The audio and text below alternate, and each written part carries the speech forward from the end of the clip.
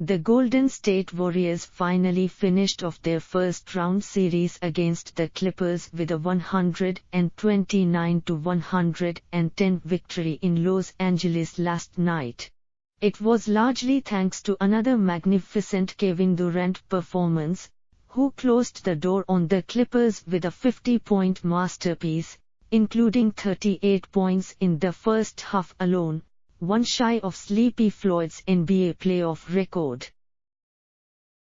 Their reward is yet another series against the Houston Rockets. This will be the fourth time in 5 years that the Rockets stand in their path, and the battle is poised to be just as intense as last year's thrilling 7-game Western Conference Finals. But this time the Warriors' vaunted playoff switch is looking a little temperamental. The Warriors needed every bit of Durant's brilliance against the Clippers as they showcased the worst of their lackadaisical regular season tendencies, losing twice at home, including the inexplicable collapse of a 31-point lead in Game 2. Credit to the Clippers, who battled hard and who never gave up, but the talent difference between the teams was too vast for that series to have gone 6 games had the Warriors been firing on all cylinders. With James Harden playing as well as ever, the Rockets' backcourt poses perhaps the biggest challenge the Warriors will face this year. The fact that they are meeting a round earlier than last year means everyone's fresher too. For the Rockets, there's less wear and tear on Harden and importantly Chris Paul, who has started showing his age this year but will be fired up to avenge last year's defeat after missing the final 2 games of that series. The extension of the Clippers series means the Warriors have little time for rest, and both Steph Curry and Klay Thompson enter carrying minor injuries. The one bonus for the Warriors in an earlier meeting with the Rockets is that their defensive ace in the hole, Andre Iguodala, should be operating at his playoff prime. So can the Warriors get past the Rockets yet again, and take one giant leap towards their 4th title in 5 years? Without further ado, here are 5 huge questions that will determine the answer. What version of Kevin Durant will the Warriors get? Kevin Durant has had an excellent season despite all the noise surrounding his free agency. He has put up a career high in assists while dominating from the mid-range. In the Clippers series, he elevated his game to the next level, starting with a superb 38-point-7-assist Game 3 response to a frankly ridiculous Patrick Beverley-themed news cycle, before dropping 45 points in Game 5 and then finishing the series off with a new playoff career high of 50. He is looked as engaged as ever, seamlessly blending with the Warriors' system while picking the exact right moment to take over and just get buckets. This is the Kevin Durant the Warriors wanted for the crucial playoff moments, and the one who has delivered in the last 2 NBA Finals, and during Game 7 of the Western Conference Finals last year. That's the good Kevin Durant. Then there's the less engaged, more disconnected version that gets a little ISO happy, is prone to a few turnovers too many, and sometimes forgets to do the little things like boxing out or rotating on the perimeter. That Durant rarely turns up in the playoffs, but the Rockets were able to gut it out to a Game 7 last year by clogging up the Warriors' motion offense and baiting Durant into one-on-one isolations against sturdy defenders like PJ Tucker and Trevor Ariza. Durant has the opportunity during this playoffs to stake a legitimate claim to being the best player in the NBA. But to do that he'll need to be locked in 100% of the time, and strike that tricky balance between playing within the Warriors' system and taking over when the moment dictates. If he can play like he has done the last few games, the Warriors will be in good shape. Can Steph Curry stay on the floor?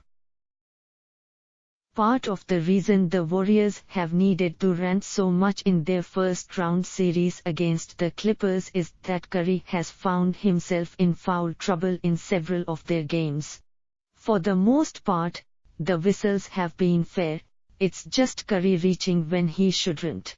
Indeed, Curry even went so far as to write, "No," and "reach" on his shoes before Game 4 to try to remind him not to pick up silly fouls. It didn't help much though, as he ended up picking up his third foul early in the second quarter. Curry has gone through spells in his career where he has played defense with his hands rather than his feet and got in foul trouble as a result. But he usually snaps out of it after a few games. For the Warriors to stand a decent chance of getting through this series, Curry will need to be on the floor as much as possible. That means not reaching on the league's most notorious foul-drawing machine, James Harden. Curry managed that very well during last year's series despite the Rockets' strategy of repeatedly forcing him to defend Harden in the pick and roll. A repeat performance of Curry's solid defensive effort is a must for the Warriors to advance. Beyond foul trouble though, the ever-present cause of Golden State Warriors' existential angst is the state of Curry's ankles. After a relatively healthy season, Curry tweaked his ankle in a meaningless game a few days before the playoffs. Then yesterday Curry tweaked the same ankle again. He is expected to play in Game 1, but it's the risk you take when you don't finish off a series when you are supposed to. There's a short turnaround between the first two games of the Rockets series, but then there are a full 3 days off before the series resumes in Houston. That could be a crucial window for Curry to get some rest and treatment to try to prevent another re-injury. The Warriors are not the Warriors without Curry, so they simply can't afford him not to be on the floor in this series. How quickly will the Warriors change their starting lineup? Let's get this out of the way. Andrew Bogut has been much better than anyone could have hoped for in his unexpected return to the Warriors. In the locker room, he has injected a renewed energy into a team showing some measure of fatigue as they enter the later stages of their dynastic run. On the court, he has been every bit as impactful as he was during his first go-round in Golden State.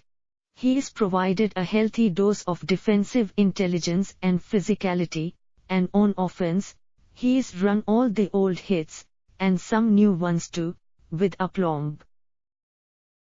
But in a series against the Houston Rockets, whose sole purpose in life often appears to be forcing a mismatch against a slower-footed defender, his utility is going to be limited. So the question becomes, what lineup does Steve Kerr go to, and crucially, when does he do it? Kerr could hit the emergency button from the off and go with the Hamptons 5, with Draymond Green at center and Iguodala on the wing. There's no question that remains the Warriors' best lineup. But they are a little thin behind Iguodala, and the danger with hitting that emergency button straight away is there's nowhere else to go. In Game 6 against the Clippers, the Warriors started Sean Livingstone in Iguodala's place. This served two purposes. Firstly, it kept Iguodala's minutes lined up with Lou Williams, who gave the Warriors fits all series. Secondly, it was an attempt to jump-start Livingstone's playoffs after a regular season in which he started to show his age. The first aim worked well, with Williams held to just 8 points on 3-21 shooting. The second was less successful. Livingstone was overmatched and finished with a plus-minus of 7 across 17 minutes. If this was a dry run for a potential lineup against the Rockets, it didn't work.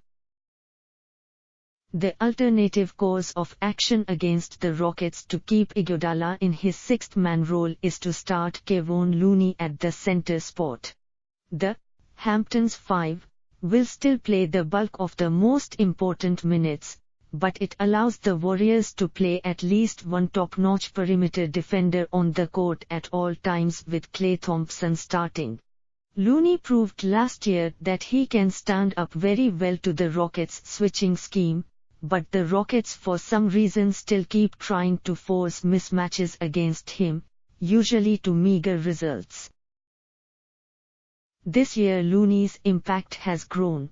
Throughout the regular season, he was the Warriors' most undervalued player, and in the Clippers series, he is deservedly got some major buzz with his free agency approaching. Don't be too surprised to see him starting games against the Rockets. Indeed, for the Warriors to maximize their chances of success, they may well need him to start right away. What will they do with the second unit without DeMarcus Cousins? DeMarcus Cousins was poised to have a major role in the Warriors' playoff run. In this particular series, Cousins' contribution would have been fascinating. He played one of his best games in a Warriors uniform against the Rockets, punishing them down low while still keeping up defensively on switches. Whether that would have held up over a series is a big question. But a deeply misfortunate injury has robbed Cousins of the chance to prove his playoff mettle. The aforementioned change to the starting lineup is one impact. But the other is the ripple effect on the bench. The second unit now lacks an anchor for those early second and fourth quarter minutes. Bogut will presumably play in these pockets and facilitate the offense. But he doesn't have the scoring prowess that Cousins does. That leaves the Warriors exposed. In the later stages of the Clippers series, K's answer was to bring Durant back in earlier to that unit, alongside Thompson. It's hard to see how else the Warriors can patch up this point of vulnerability. The other major leak for the Warriors to plug is at the backup wing spot. This is particularly critical against the Rockets, who play smaller and force switches like nobody else in the league. Last year when Iguodala went down, Livingstone was fantastic and the Warriors got just enough from Nick Young to survive. This year Iguodala is playing as well as ever, but Livingstone's production has dropped off. Who else from their strength in numbers will step up? Alfonzo McKinnie is the best bet for 10 to 15 minutes per game, but he does have a concerning habit of picking up fouls on the perimeter. If one team can take advantage of that, it's the Houston Rockets. The last thing the Warriors want is to get the Rockets in the bonus early in quarters. But there aren't many alternatives for this particular series. Quinn Cook may well see some time on the floor, and if he can hit some jump shots on that second unit, that'll really help boost the offense. It's on the defensive end where Cook may struggle. Lining him up on a second unit with Bogut, Thompson and Durant and one of Livingstone or Iguodala should help minimize the exposure of Cook's defensive limitations while freeing him up to space the floor on a unit that desperately needs some more scoring. That also means McKinnie can be used towards the end of the first and third quarters along with Curry, Iguodala, and Green or Looney, where his rebounding energy and ability to hit the occasional three-pointer will be most useful. Can the Rockets' defense stop the Warriors? Much of the attention in the build-up to this series is on whether the Warriors can stop the mighty Harden. But, even in a season where Harden's 36.1 point per game scoring average was the highest since Michael Jordan's July 1986 season, the premise of this question is perhaps back to front. In last year's Western Conference Finals, the truth is that the Warriors' defense was not the problem. After splitting the first games in Houston, Golden State put the clamps on from Game 3 onwards. The Rockets totaled 85, 95, 94, 86, and 92 points in the final 5 games of that series. The real reason the Rockets took the Warriors to 7 games was because they held the Warriors to lower point totals in 2 of those games. It was the Rockets' defense, not their offense, that kept them in that series. This year the Rockets' defense has been decidedly worse. Part of that is the departure of Trevor Ariza, which has meant they have one less lengthy wing to stick on players like Durant. But it's also been about the effort level. The playoffs will likely bring that defensive intensity back, but ultimately there is a real question about whether the Rockets have the horses to stop all 3 of Durant, Curry, and Thompson. This is shaping up to be a fascinating series. The Warriors' struggles at Oracle this year suggest that their home court advantage may not be as advantageous as they would hoped. Still, if Durant can keep rolling, Curry can stay on the floor, and the coaching staff makes the right proactive adjustments, the Warriors should have enough to edge this series out in another 7-game thriller.